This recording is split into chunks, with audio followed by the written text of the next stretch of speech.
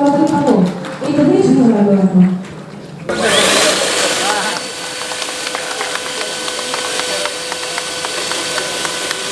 Green city clean city নগরায়নে আবাসন ক্ষেত্রে জড়িত সকল প্রতিষ্ঠানকে চট্টগ্রাম সিটি কর্পোরেশনের পাশে থেকে কাজ করার জন্য এগিয়ে আসার আহ্বান জানিয়েছেন city mayor doctor Shahadat Hossain.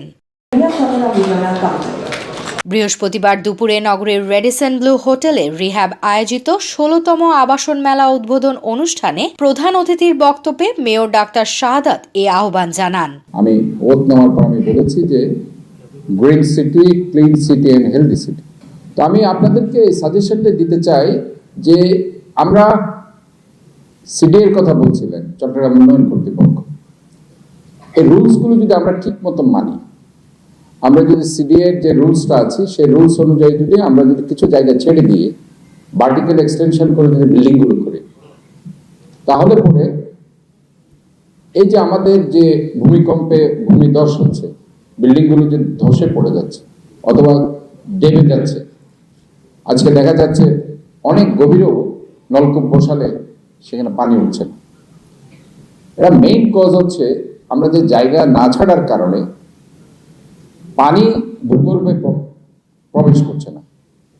পানি যতক্ষণ না ভূগর্ভে প্রবেশ না করবে ততক্ষণ পর্যন্ত আমাদের যে সমস্যা জলাবদ্ধতার কথা আমরা বলছি, এই জলাবদ্ধতার সমস্যা দিন দিন কেন বাড়ছে, this is one of the common cause. এবং এই যে বিল্ডিং যে ডেবে যাচ্ছে, এটাও একটা মোস্ট ইম্পর্টেন্ট কজ, যে আমরা জায়গা ছেড়ে দিচ্ছি। রিহ্যাব সংগঠনের ভাইস প্রেসিডেন্ট ও চট্টগ্রাম রিজিওনাল কমিটির চেয়ারম্যান হাজী দেলোয়ার হোসেনের সভাপতিত্বে এ সময় মেয়র ফিতা কেটে ৪ দিনব্যাপী এই আবাসন মেলার উদ্বোধন করেন। উদ্বোধনী অনুষ্ঠানে বিশেষ অতিথি হিসেবে উপস্থিত ছিলেন চট্টগ্রাম উন্নয়ন কর্তৃপক্ষের চেয়ারম্যান ইঞ্জিনিয়ার নুরুল করিম এবং চট্টগ্রাম মেট্রোপলিটন পুলিশের উপকমিশনার আমিনুল ইসলাম।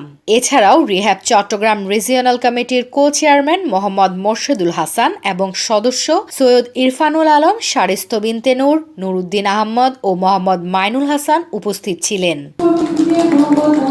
১৩ ফেব্রুয়ারি থেকে শুরু হওয়া এই মেলা চলবে আগামী ১৬ ফেব্রুয়ারি পর্যন্ত। এতে ৪২টি স্টল রয়েছে।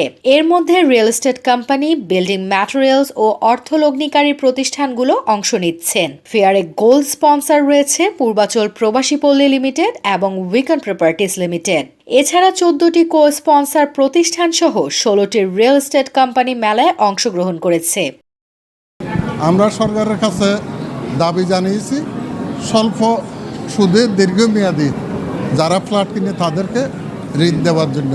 তাহলে একটা স্বাভাবিক একজন ড্রাইভারও যদি, যেমন গ্রামীণ ব্যাংকে সাপ্তাহিক ওরা একটা টাকা জমা করে, আমরা বিভিন্ন স্বল্প বেতনের লোক যারা ড্রাইভার থেকে শুরু করে বিভিন্ন পেশায় আছে, ওরা যদি সাপ্তাহিক ছোট্ট ছোট্ট আকারে একটা কিস্তি দেয়, সরকার ২৫-৩০ বছরের লং টাইম যদি স্বল্প সুদে ঋণের ব্যবস্থা করে, তাইলে এই সেক্টর অনেক উন্নয়ন হবে এবং সবাই একটা ফ্ল্যাটের মালিক হতে পারে।